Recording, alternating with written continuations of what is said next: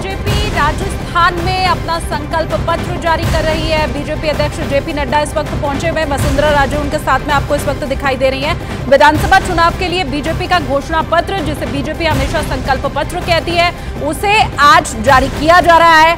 कांग्रेस ने राज्य में 7 गारंटी दी है। अब उसी के जवाब में इस संकल्प पत्र को आज बीजेपी की तरफ से जाहिर सी बात है पेश किया जाएगा। कांग्रेस ने कहा है उसकी सरकार बनती है तो 7 गारंटी जो कि सरकार बनने के पहले ही साल में पूरा कर दिया जाएगा। अब बीजेपी ये जो 7 वायदे कांग्रेस के हैं उनके जवाब में शायद मोदी गारंटी के तौर पर इस संकल्प पत्र को आज पेश कर रही है। और सबसे खास चीज इसमें यह है कि पूरे राजस्थान के अलग अलग विधानसभाओं में पहुंचकर पार्टी के संकल्प पत्र के लोकार्पण के अवसर पर मंच पर उपस्थित हमारे प्रदेश के अध्यक्ष श्री सीपी जोशी जी, हमारी वरिष्ठ नेत्री जिन्होंने राजस्थान को 2 बार नेतृत्व किया, श्रीमती वसुंधरा राजे जी, प्रहलाद जोशी जी, हमारे प्रभारी अरुण सिंह जी, सरकार में भारत सरकार में मंत्री गजेंद्र सिंह जी, अर्जुन राम मेघवाल जी, सतीश पुनिया जी, अलका गुजर जी, सम्मानित मंच और मेरे मीडिया के सभी वरिष्ठ पत्रकार बंधु। आज नेशनल प्रेस डे है। सबसे पहले तो मैं अपने पत्रकार बंधुओं को आज प्रेस डे के अवसर पर उनको शुभकामनाएं भी देता हूं और उसके साथ साथ उनको आज के दिन के लिए बधाई भी देता हूं। आप हमारे चौथे स्तंभ के रूप में प्रजातंत्र की सेवा कर रहे हैं। मित्रों, ये संकल्प पत्र के बारे में कुछ भूमिका आपके सामने अभी अर्जुन राम मेघवाल जी ने रखी और थोड़ी सी भूमिका हमारे प्रदेश के अध्यक्ष जी ने रखी। मैं यहाँ आपको एक बात जरूर बताना चाहता हूँ कि अन्य पार्टियों के लिए मैनिफेस्टो, विजन डॉक्यूमेंट, संकल्प पत्र ये महज एक औपचारिकता है, पर भारतीय जनता पार्टी के लिए यह विकास का रोड मैप है।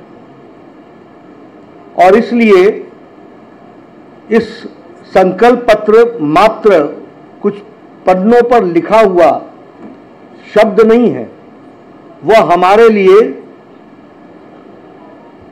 जिसको कहा जाए वैसे वाक्य है जिसको हम पूरा करने के लिए कटिबद्ध हैं। और मैं कहने के लिए नहीं कह रहा हूं, हमारा इतिहास इस बात का साक्षी है कि जो हम लोगों ने कहा वो करके दिया, जो नहीं कहा था वो भी करके दिया है। इसलिए ये घोष वाक्य जो हमारा संकल्प पत्र का है, उस घोष वाक्य को हम पूरा करने का ये समर्पित है। और इसीलिए आपने देखा होगा कि इस पर ड्यू डिलिजेंस हुई। अभी आपके सामने डिटेल में अर्जुन राम जी ने बताया कि कितने सजेशंस आए और कैसे ये कार्यक्रम हुआ है। दूसरी बात मैं कहना चाहूँगा कि इस अवसर का उपयोग करते हुए what is the difference between BJP and Congress party, इसको भी मैं यहाँ स्पष्ट करना चाहता हूँ। और जब मैं कांग्रेस पार्टी की बात करता हूँ तो मैं यहाँ ये भी कहना चाहूँगा कि कांग्रेस पार्टी 5 बातों के लिए 5 साल में जानी गई। पहला, भ्रष्टाचार और भ्रष्टाचार में नंबर 1।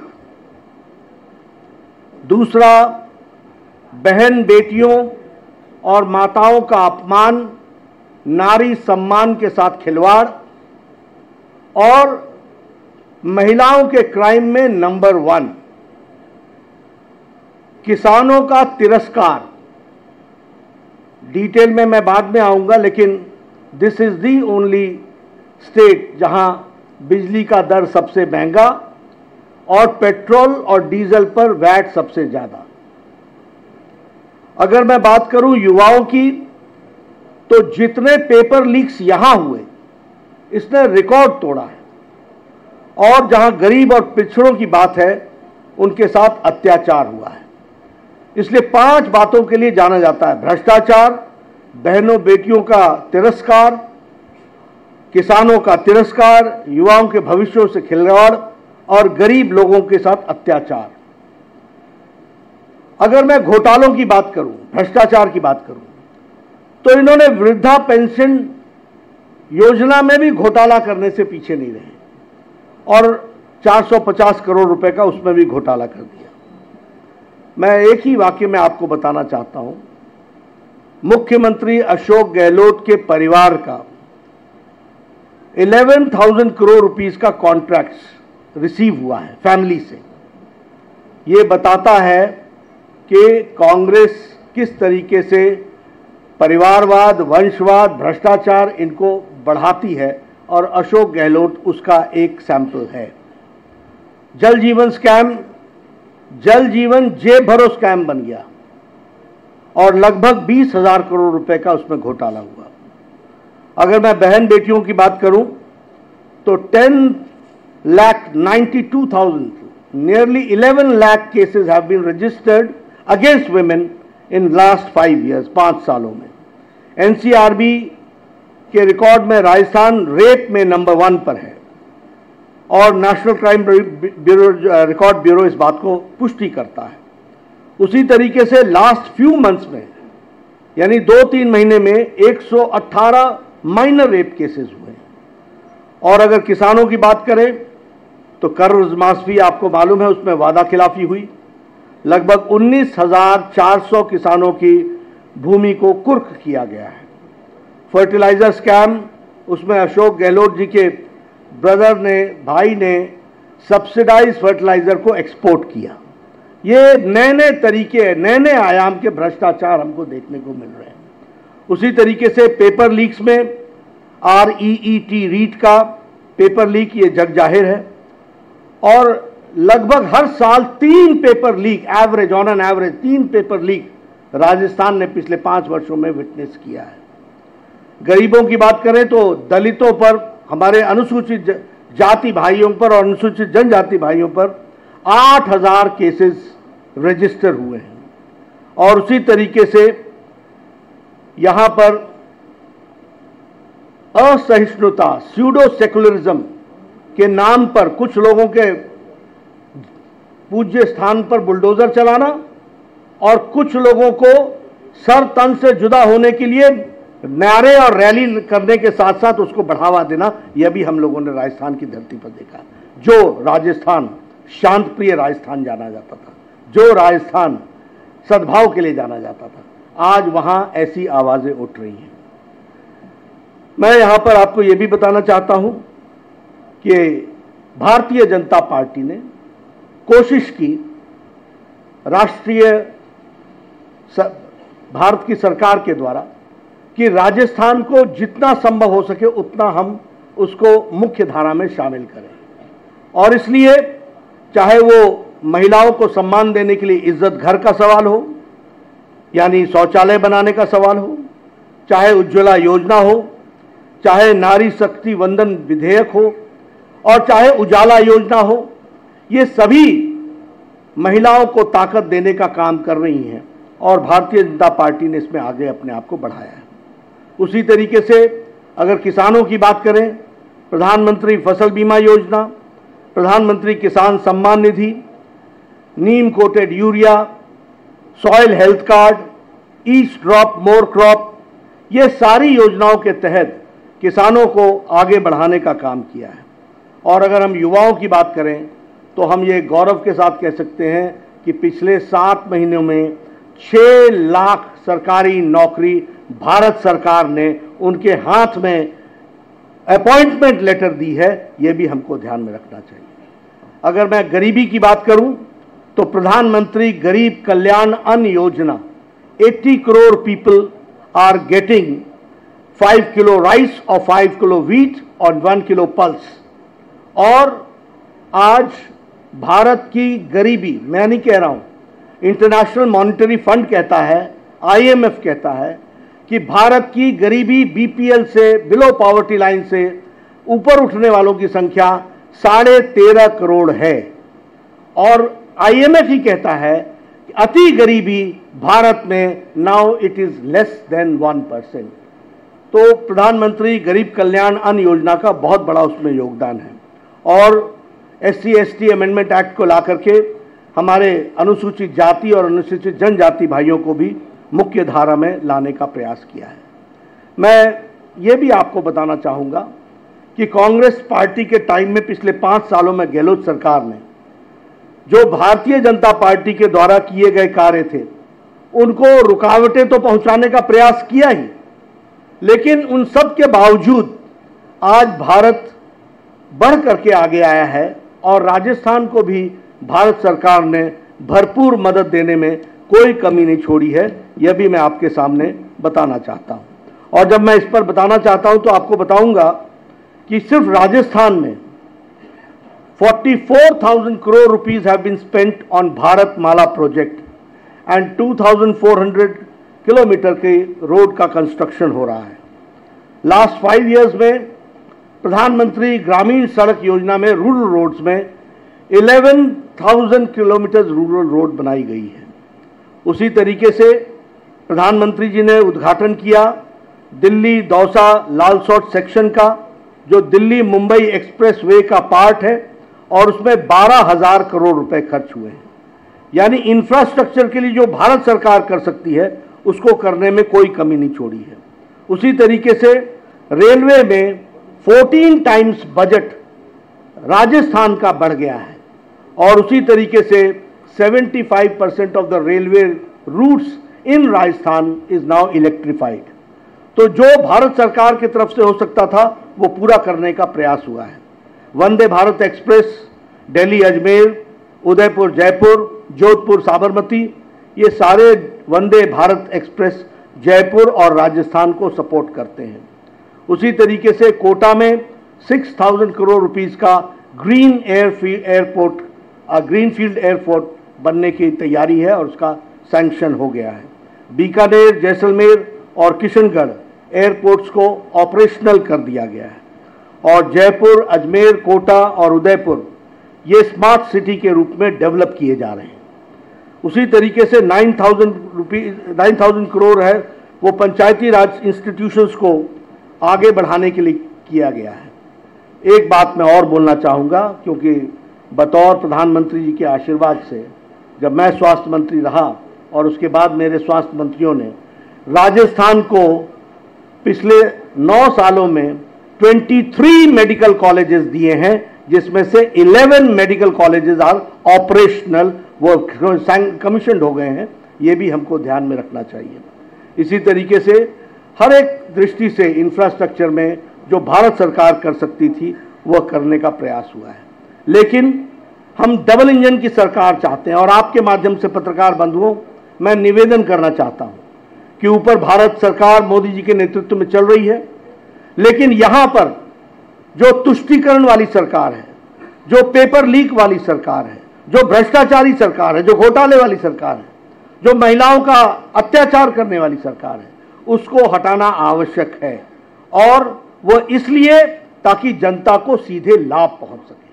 और जब मैं जनता को सीधे लाभ पहुंचाने की बात करता हूं तो मैं ये भी बताना चाहूंगा कि प्रधानमंत्री आवास योजना में जहां हम लोगों ने मोर देन 14 लाख आवास के लिए घर सैंक्शन किए, उसमें मैं आपको ये बताना चाहता हूं कि 9,22,000 परिवारों का नाम शामिल गहलोत सरकार ने नहीं किया है जो पात्र हैं।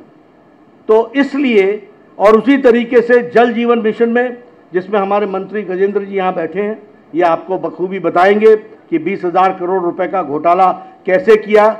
ये जल जीवन मिशन राजस्थान में जेब भरो मिशन बन गया, ये भी आपको याद रखना चाहिए। इसलिए इस भ्रष्टाचारी सरकार को हटाकर लोगों के हित के लिए काम करने वाली सरकार, इसको लाना आवश्यक है।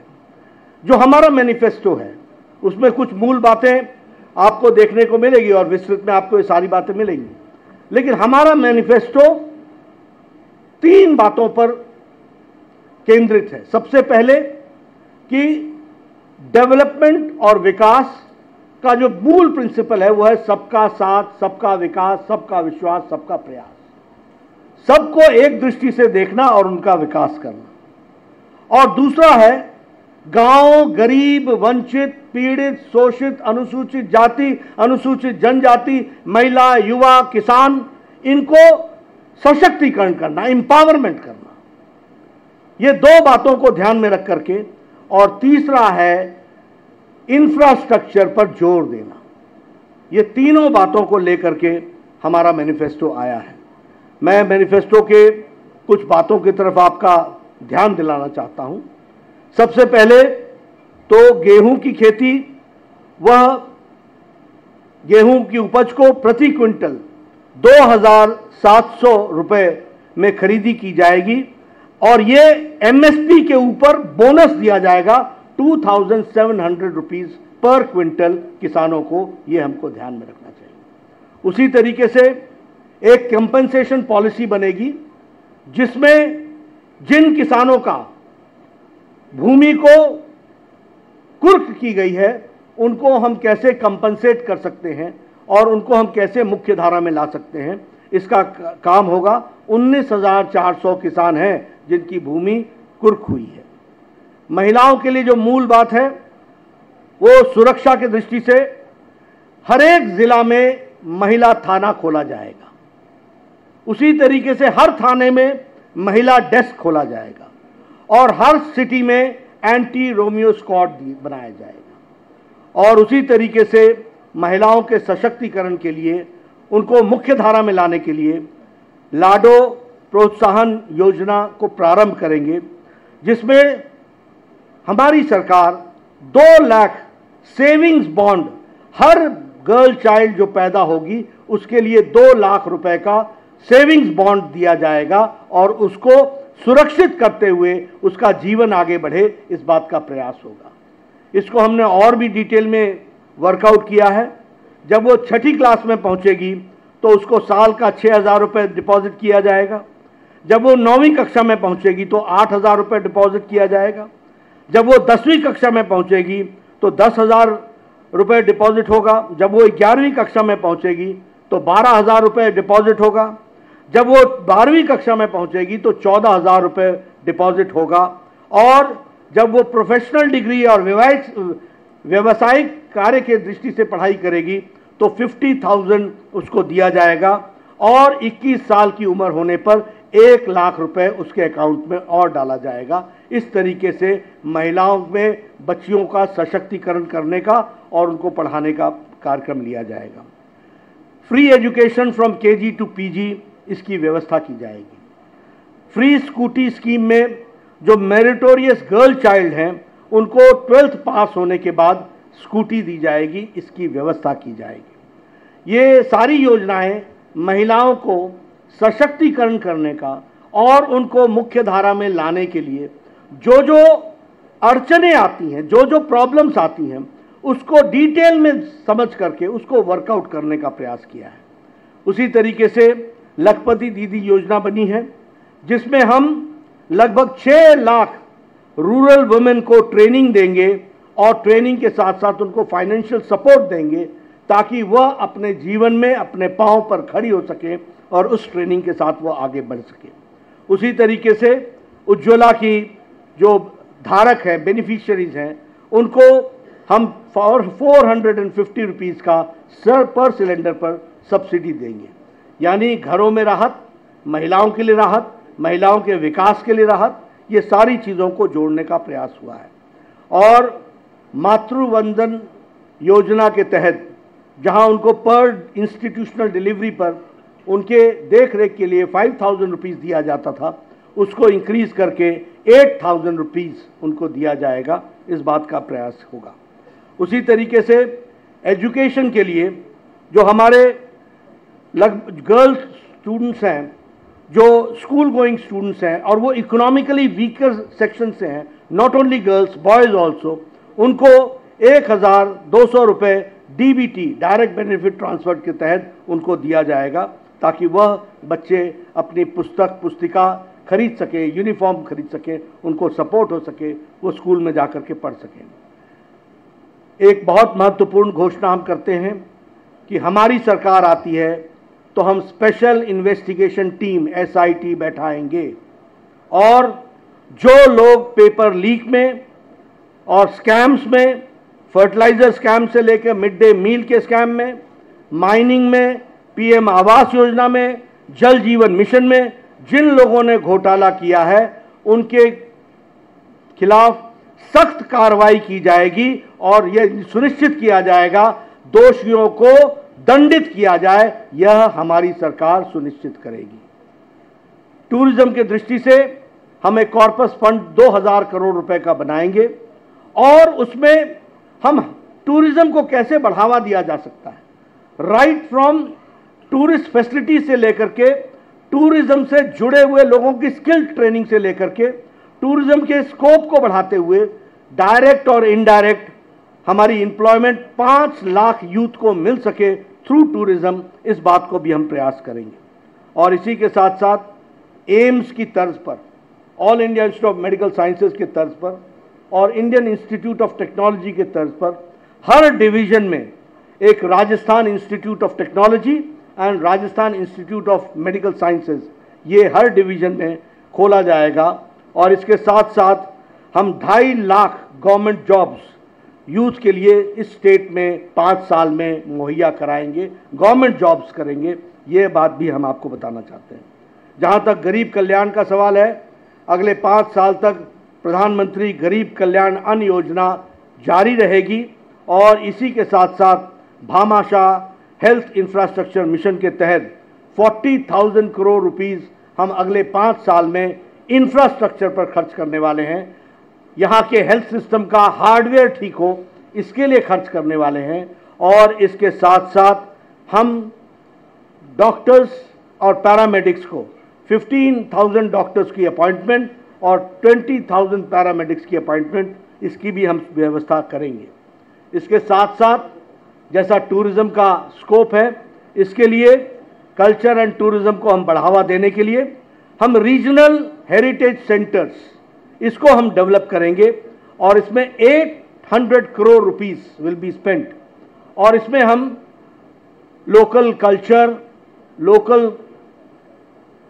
फोक dance, folk song, local literature, local cuisine, local dresses, यहाँ से लेकर के उनके कल्चर में जो जो महत्वपूर्ण चीज़ें हैं उसको दुनिया के सामने लाने का प्रयास होगा। और इसके लिए 800 करोड़ रुपीस खर्च होगा। और ये शेखावाटी में, धुंधार में, ब्रज में, हरोटी में, मेवाड़, मारवाड़, अजमेर, बीकानेर, इन सब जगह यहाँ के कल्चर को प्रमोट करने के लिए ये प्रयास होगा। इसी के साथ साथ हम मानगढ़ धाम को, इसको हम डेवलप करेंगे और मानगढ़ धाम को डेवलप करने के साथ साथ एक डेस्टिनेशन के रूप में, जो यह एक सिंबल बनेगा कि हमारे आदिवासी भाइयों ने इस देश के लिए अपनी कुर्बानी कैसे दी है, इसको भी हम वहाँ बहुत अच्छे से बखूबी डिपिक्ट करेंगे। और हमारा गौरव में जो अनुसूचित जाति के द्वारा ट्राइबल कल्चर है, और वो ट्राइबल कल्चर ने मेन स्ट्रीम में भारत की भूमि के लिए, रक्षा के लिए क्या क्या किया और उनका सांस्कृतिक योगदान क्या है, इसको भी हम सामने रखने वाले हैं। इस तरीके से जैसा मैंने कहा कि लॉ एंड ऑर्डर की तरफ विशेष ध्यान, इंफ्रास्ट्रक्चर पर विशेष ध्यान, भारत सरकार की स्कीम्स पूरी की पूरी यहाँ पर लेटर और स्पिरिट में लागू हो, महिलाओं के सशक्तिकरण के लिए इंडिविजुअल महिलाओं को कैसे ग्रो किया जा सकता है, उनको कैसे सशक्तिकरण किया जा सकता है, उसकी चिंता, किसान को मेन स्ट्रीम में कैसे लाया जा सकता है, उसकी चिंता, और इसके साथ साथ युवाओं को रोजगार के साथ कैसे जोड़ा जा सकता है, इस बात को हम लोगों ने प्रतिलक्षित करने का प्रयास किया है। मुझे आप लोगों के माध्यम से राजस्थान की जनता से एक निवेदन करना है, और वो निवेदन ये है कि 5 साल का बहुमूल्य समय बहुत गुजर गया, बहुत पानी बह गया, विकास के बहुत से आयामों से राजस्थान की जनता वंचित रह गई और मानवता कराहता रहा है, मानवता मुसीबत में रही है। ऐसे समय में आज भारतीय जनता पार्टी, मजबूत सरकार और इस तरीके से देश को आगे बढ़ाने में जो राजस्थान का योगदान होना चाहिए, उस योगदान को लाने का एक संकल्प है। और इस संकल्प के लिए आप भारतीय जनता पार्टी कमल के निशान को आशीर्वाद आपके माध्यम से मिले, यही मेरा निवेदन है, यही मैं कहना चाहता हूँ। धन्यवाद। मैं राष्ट्रीय अध्यक्ष जी और प्रदेश नेतृत्व से निवेदन करूंगी कि प्रमुख संकल्पों के प्लैक कार्ड का अनावरण करें। हमारे सांसद महोदय भी हमारे बीच में हैं, वो भी पधारें और प्लैक कार्ड अनावरण में पधारें।